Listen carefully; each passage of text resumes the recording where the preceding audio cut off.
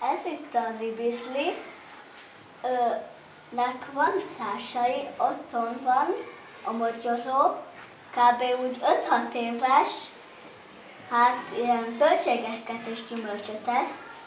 Én meg a Karina és az anya szokta gondozni, és kb. Úgy 5-6 éves.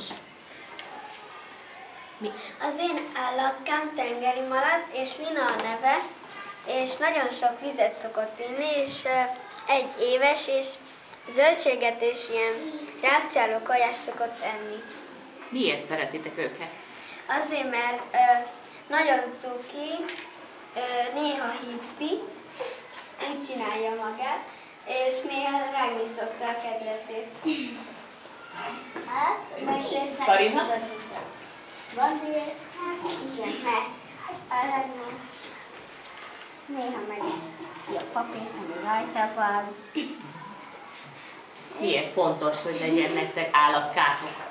Hát mert akkor nem kell fölöslegesen kidobni az almacsukát, vagy az ilyet, hanem odaadhatjuk a tengeri malacokat. Olyan, mint egy hulladék. Egy hulladék. Igen? És szeretitek nézni őket? Igen, nagyon érdekes. Nagyon édesek. Jó, hát szeretjük az állatokat, úgyhogy az utolsó nap. Ez a Utolsó előtt nap. szórakozásunk. Nyilván. Jó, nem bántjuk őket sokáig, ugye? Mert miért? Miért csak egy picit nézzük?